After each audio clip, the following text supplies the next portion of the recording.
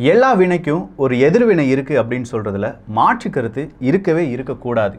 இப்போ climate change அப்படின்னு நம்ம சொல்லிட்டு இருக்கோம். இந்தியாவில் பலவிதமான புயல்கள் தாக்குகிறது. அமெரிக்காவில், கனடாவில் போன்ற பல நாடுகளில் புயல் வீசுகிறது. அதுவும் வெப்ப புயல் அப்படின்னு சொல்கிறாங்க. இன்றைக்கி சீனாவில், அதுவும் மத்திய சீனாவில் மிகப்பெரிய அளவு வெள்ளம் வந்திருக்கிறது. 1000 வருடங்கள் இல்லாத அளவுக்கு வெள்ளம். இதற்கான காரணம் என்ன? இந்த காரணத்தை தெரிந்து கொண்டால் சீனாவின் மீது பழியை போடலாமா, இயற்கை மீது பழியை போடலாமா, இல்லை ஒட்டுமொத்த மனித குலத்தின் மீது பழியை போடலாமா? இந்த ஒரு காணொளியில் பார்த்து விடலாமா? அன்பு தமிழஞ்சங்களுக்கு தமிழ் பொக்கிஷத்தின் வணக்கங்கள்.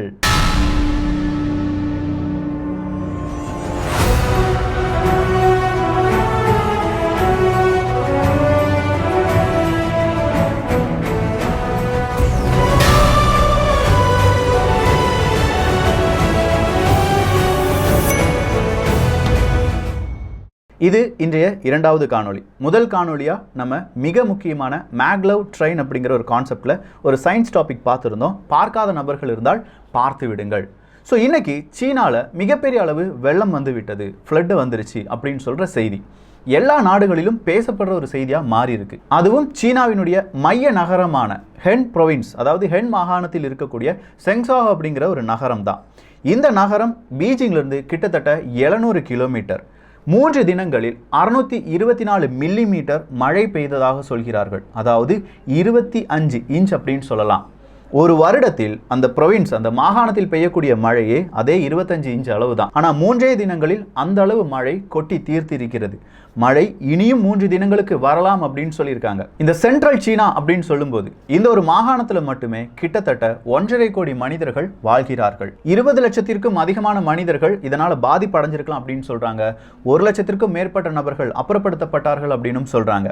இதெல்லாம் புள்ளி விவரமா இருந்தாலும் பல இடங்களிலும், பல சாலைகளில், பலவிதமான சுரங்கப்பாதைகளிலும் தண்ணீர் அப்படிங்கிறது பெருக்கெடுத்து ஓடுது. அங்க இருக்கக்கூடிய கார், அங்க இருக்கக்கூடிய சாலை வசதிகள், அங்க இருக்கக்கூடிய ஸ்கூல்ஸ், இது எல்லாமே தண்ணீர் நிரம்பி வழிகிறது அப்படின்னு சொல்ற அந்த செய்தியை பார்க்கும்போது கொஞ்சம் கனத்த இதயத்துடன் தான் இந்த ஒரு பதிவை நம்ம பதிவு பண்றோம். ஏன்னா போன வருஷத்திலேயே 3 கோர்ஜஸ் அணை அப்படிங்கிறது உடையலாம் அப்படின்னு சொல்ற ஒரு அச்சம் இருந்தது. பல நேரங்களிலும் சீனா செய்யக்கூடிய தப்பு பல மனிதர்களை காவு வாங்கி கொண்டிருக்கிறது அப்படிங்கிறத சீனா இன்று உறுதியாக அதை மறுபடியும் மறுபரிசீலனை செய்யும் அப்படின்னே சொல்லலாம். இது சீனாவுக்கான எச்சரிக்கை மட்டும் கிடையாது. ஏன்னா காலநிலை மாற்றம் வந்து கொண்டிருக்கிறது. மேற்குலக நாடுகளில் வெப்ப காற்று வீசுகிறது. ஆனால் அதே நேரத்தில் சீனா, இந்தியா போன்ற நாடுகளில் மிகப்பெரிய அளவு மழை பெய்கிறது அப்படின்னு சொல்ற இந்த செய்தியை பார்க்கும்போது சீனா செஞ்சிருக்கிற அந்த விஷயம் என்ன அப்படிங்கிறத தெளிவாக புரிஞ்சுக்கோங்க. 86,000 அணைகள் அப்படிங்கிறத கட்டி வச்சிருக்காங்க. நிறைய விதமான வழித்தடங்கள் அப்படிங்கிறது அழிக்கப்பட்டு விட்டது. நிறைய விதமான ஏரிகளுடைய வழிகள் அப்படிங்கிறது சுருங்கி விட்டது. நிறைய இடத்துல காங்கிரீட் சுவர்கள் மட்டுமே எழுப்பப்படுகிறது, தரைகள் அப்படிங்கிறது எழுப்பப்படுகிறது. 86,000 அணை. சம்மர் சீசன்ல 53 ஆறுகளில் மிகப்பெரிய அளவு வெள்ளம் வந்ததாக சொல்கிறார்கள். இது எல்லாம் கொஞ்சம் கேட்பதற்கு வித்தியாசமா இருக்கலாம். எனக்கு தண்ணீர் வேணும், என்னுடைய பொருளாதாரத்தை மேம்படுத்தணும்னா நான் தண்ணீரை வச்சு தான் எல்லாம் செஞ்சிட்டு இருக்கேன் அப்படின்னு சொல்ற சீனா கிட்ட நிறைய அணைகளை கட்டி வருகிறார்கள். சீனாவினுடைய அண்டை நாடுகளில் தான் மிகப்பெரிய அளவு வெள்ளம் வருவதை நம்மால் உணர முடிகிறது. நேபாள், இந்தியா போன்ற நாடுகளை நல்லா கவனிச்சா அவங்களுக்கே தெரியும். அதே நேரத்தில் இயற்கையாகவே ஜெர்மனி போன்ற நாடுகளிலும் இந்த மாதிரியான ஃப்ளட் அப்படிங்கிறது ஏற்பட்டிருக்கிறது. ஆனால் இயற்கையும் மீறி ஃப்ளட் அப்படிங்கிறது சீனாவை மட்டும் அடிக்கடி தாக்குவதற்கான காரணம் என்ன அப்படின்னு சொல்லி நிறைய விஞ்ஞானிகள் சொல்றது ஒரே ஒரு விஷயம்தான்.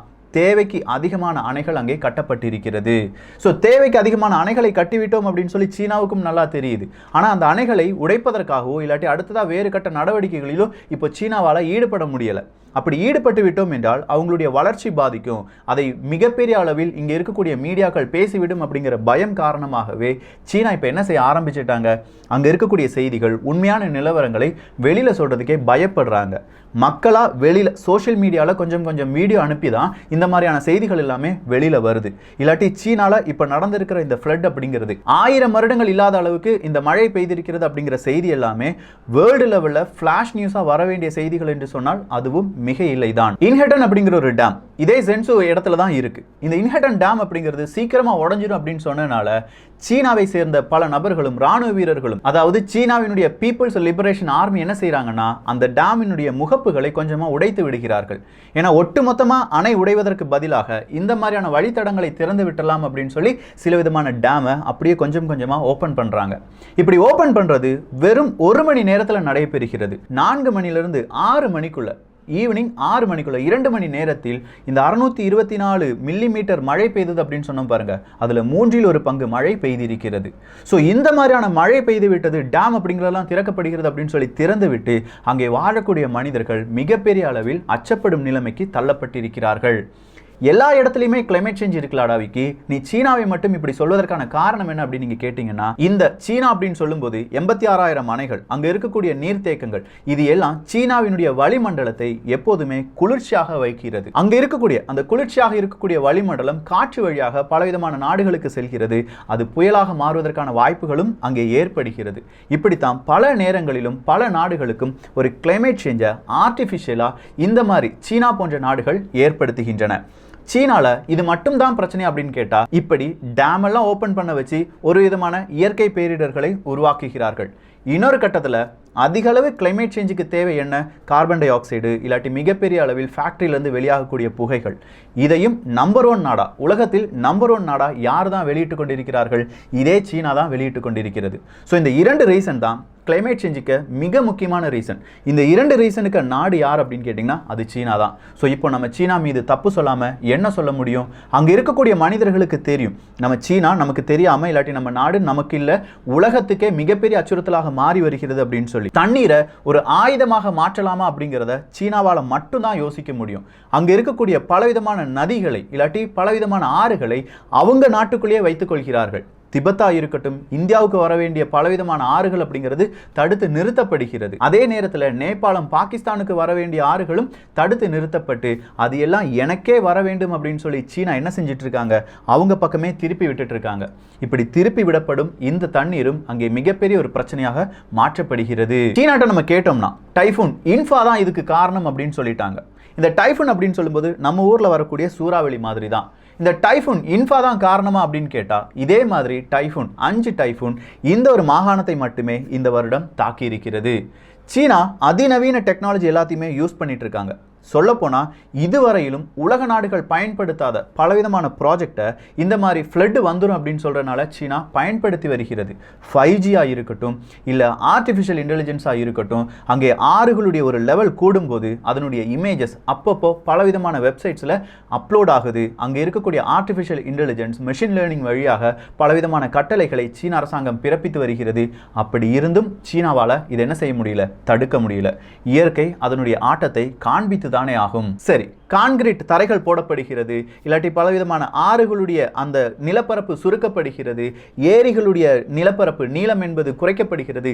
இது எல்லாம் ஃப்ளட்டுக்கு காரணம் அப்படின்னு சொன்னாலும் சீனா என்ன செய்யறாங்கன்னா 2014 வருடம் ஸ்பாஞ்ச் சிட்டி ப்ராஜெக்ட் அப்படிங்கிற ஒரு ப்ராஜெக்டை ஆரம்பிக்கிறாங்க. ஏன்னா சீனாவுக்கு தெரியும் நம்ம மிகப்பெரிய தப்பு செஞ்சுட்டு இருக்கோம், எப்போ வேணாலும் வெள்ளப்பெருக்கு வரலாம், இனிமே நம்ம செய்யக்கூடிய சிட்டிஸ் எல்லாமே ஸ்பாஞ்ச் சிட்டி வடிவில் இருக்க வேண்டும்.